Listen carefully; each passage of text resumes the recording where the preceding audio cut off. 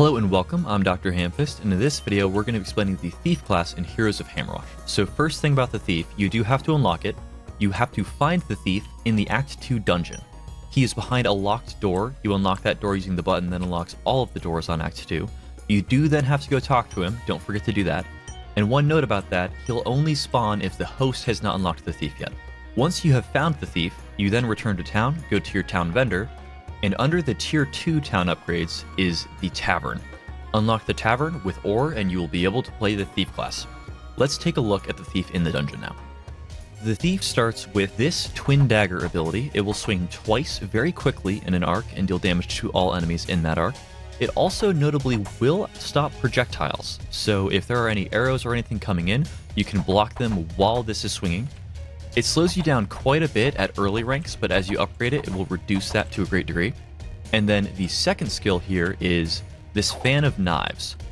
These knives will pierce enemies and deal further damage to other enemies.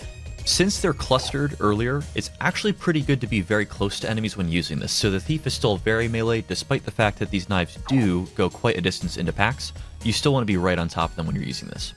And just to show you what this is like here, you can cut through enemies pretty well just by moving at them and swinging. And then as a proof of concept here, let's try to block some shots with our dagger here. You can see those range shots can get blocked right there. And then as far as the throwing knives, they don't deal a terribly large amount of damage at early ranks, so you probably won't be one-shotting enemies with that. The thing about these twin daggers is you actually do hit twice, so that's how you're able to cut through enemies pretty quickly. If you only catch them with one of those two dagger hits, sometimes you won't get through them. But when you're close, the Fan of Knives functions as a shotgun and does actually do decent damage if you can catch the same enemy with more than one of them. Now let's take a look at their whole skill tree. You probably should only upgrade one of the first two abilities. Twin Daggers is probably the way to go when you are starting a Thief and do not have a high level Sork. The Sork gives you a title bonus that gives you extra mana regen. Without that, you probably don't want to have to spend mana to get the meat and potatoes of your damage in. So, Twin Daggers would probably be the go-to recommendation there. It starts out dealing 6 physical damage each. This is Twin Daggers 2 we're looking at here. And then the movement speed slow on the first rank is 60%. As you upgrade it, each individual dagger hit does 2 more damage, so in total, 4 more damage each time. And the movement speed slow is reduced by 10% at each upgrade as well. That eventually leads to 16 physical damage on each dagger hit, opposed to 6 at the starting rank. It's roughly triple. And then your movement speed is decreased by only 10% when fully upgraded when attacking. So much more damage and almost no move speed slow at all. So you can very much hold down left click and still move unhindered, cut through the edge of packs as you sort of strafe around them very easily. If you have a lot of mana regen, namely meaning if you have a Sork at high ranks, you can also go into throwing knives. Starting rank, this throws 5 knives in a 45-degree arc. Each time you upgrade it, you'll throw 1 more knife, and it will slightly expand the arc. But you get knives faster than the arc actually grows, so the fan does become denser, while also expanding a little bit. Each knife deals 10 damage at first rank, and then it goes up by 4 at each upgrade, and it starts piercing up to 5 enemies for each knife, and that ends up at 10. So at the final rank, you throw twice as many knives, and those knives deal triple damage and can pierce twice as many targets. If you hit something at close range, you will hit more knives than if it was rank 1, but not double the knives, because you're throwing double the knives, but the arc is also wider. So it does increase the damage when you're shotgunning, but not quite like 6-fold the damage. You're throwing twice as many knives, they're dealing triple, but it's not quite 6 times the damage unless you are like standing inside of a boss. But still, a very useful skill for cutting down tons of enemies. Once you fully upgrade it, it will double the cost from 10 to 20 mana, so if you don't have a lot of mana regen, you should maybe stick to Twin Daggers instead. Pick one of these two to upgrade, and then probably get at least 1 rank in both of the other active skills when you see them. The first unlockable active is Grappling Hook. You fire a Grappling Hook, it will travel to the point of impact, stunning enemies in its path for 1 second. So when it says stunning enemies in its path, I believe it really just stuns the one guy you jump to. If you tag an enemy with this, you jump to them. If you tag a wall with this, you jump to the wall. Maybe you stun like close enemies, but I really just use this to move, and I use it on walls to just move through the map faster. When you were looking at stunning enemies, probably just go ahead and use Smoke Bomb, which we'll cover in a second, but Upgrading Grappling Hook, what are you looking at? So it increases the stun duration. This stun duration never really compares to the Smoke Bomb stun, so probably wouldn't really use it for this, but it will increase the speed and range of the Grappling Hook, and then very interestingly, because very few skills are like this, in fact I'm not sure if any other skill is like this, it reduces the mana cost for activation. It starts at 8 at rank 1, but when you upgrade it to rank 4, it only costs 5 now, on top of it being a longer range grapple and a quicker grapple. So you will become much more mobile, and you can spam this to run around the map once you fully upgrade this. So not a bad late game upgrade. Smoke Bomb, the last active ability, you throw a smoke bomb in place that stuns enemies. It's a pretty large area, it's not actually lying when it says that, and it stuns for 3 seconds by default.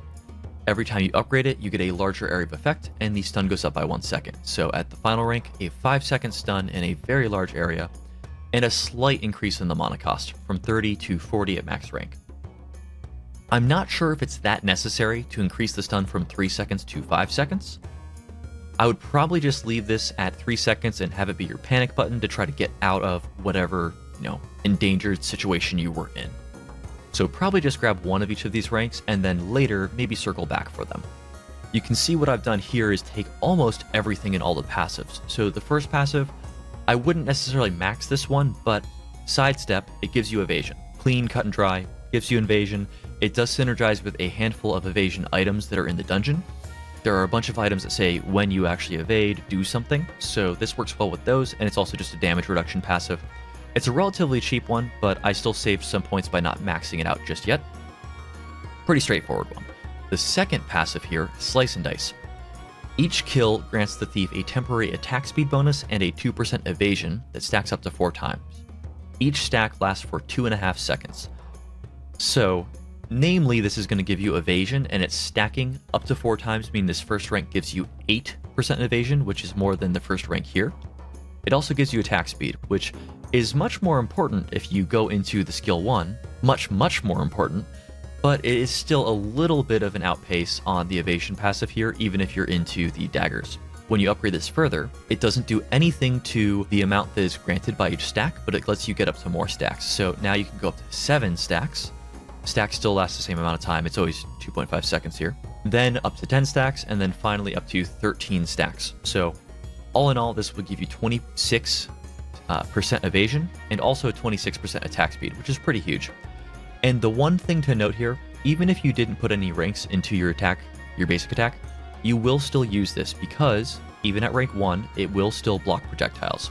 So being able to hold left click with a 20% or 26% attack speed increase, it makes it pretty hard to get hit by any incoming projectiles. And as the thief, you can hold down left click and still spam Phantom Knives. So you'll probably hold down left click, just sort of be firing it to just have a sense of shield up, even if you aren't using it for the damage purpose. The final passive is absolutely what the thief is about. There are very few classes that are not defined by their final passive. The thief is not one of them. So Gold Fever. The thief gains 50% more gold, and the thief gains a damage bonus based on your current gold. That damage bonus is capped at 100%. So what this means is gold you have on your character during the dungeon run contributes to your damage. It does not care what's in your town. It does not care what you have sent back into your town during that run. Only what you are holding on your person. When this says damage is capped at 100%, that means, if you do the math here, which I probably shouldn't be doing this on air, you need 100,000 gold to reach the total damage capacity. So at 100,000 gold, you deal double damage. You don't actually have to farm a normal 100,000, you get 50% more gold. So when another class would normally have reached 66,666 gold, you would reach 100,000. When you upgrade this, it doubles the extra gold you get, and it doubles the damage. It also doubles the damage cap. What that means is you still get capped at 100,000 gold. So if you have 100,000 gold, you get triple damage. And since it's now 100% more gold, you would hit that when a normal class would hit 50,000 gold. This passive used to not have a cap. I actually think it's much more fun to play with the passive when it has a cap. In the old way you played the thief, you had to hoard all of your gold, and anytime you bought an item in the shop, you just lost damage because you spent that gold. Now, once you are past the cap in one run, you can buy items in the shop, As long as you don't go below the cap, you're not losing any damage on the Gold Fever passive. Here is the thing about this passive. You can't send back ore without sending back gold to your town. So it makes a thief a very dangerous class to play, because if you die, you lose everything. All of your ore, all of your gold. The only exception is if you push and just kill a boss, or you're right in front of the boss and you kind of given up on the run, you can send back to town and then lose all of your damage bonus, and then you can still tough it out and maybe try to get further, but you're very likely to die when you lose all that bonus damage. It makes a thief very high risk until you either give up on your bonus damage, or I guess if you actually get to the point where you can just clear the boss and farm entire runs. Because once you beat the final boss, it does actually send everything back. So this is probably not a brilliant class to play for your first toon. I know you have to unlock them, so, if you played like Paladin until like level 5 and unlocked the Thief and then switched to Thief, I would probably make the Thief one of your, second or third characters. They're brilliant at farming gold, which you will need to upgrade all of your alt characters. But profiting from this passive, which is one of the defining aspects of the Thief, it's very risky. So as a first character, when you're trying to upgrade your town, maybe stay away from the Thief. That said, let's go take a look at what these two active skills actually look like and how they function. So let's take a look at those two abilities we hadn't seen yet. First, the grappling hook. You drop this chain, and if it tags anything, including a wall, it will pull you to it. If you hit an enemy with it, it will stun them. It can stun more than one enemy, but they have to be like right on top of the other one. As far as stunning enemies, you probably want to use your other active skill, which I'll demonstrate here. There's me pulling into one, there's the stun on all of them. And it lasts for quite a while there.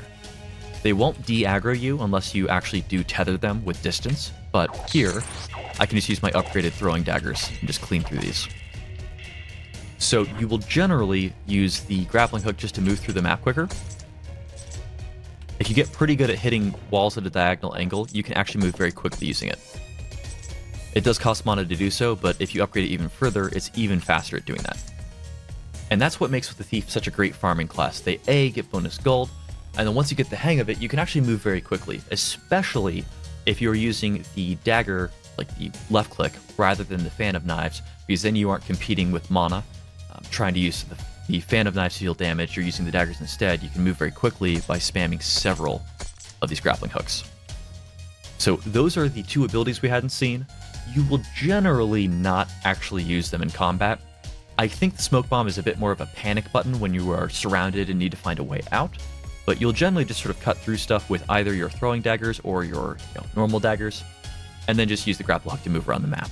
Let's take a look at the different blessings that you could choose at the chapel though. As is true for every character of mine, I have switched their build as far as skills, but not yet switched their chapel over. So, the blessings I have right now are what I would recommend if you were on the dagger build, the left-click primary attack dagger build. First, decrease damage taken by 20%.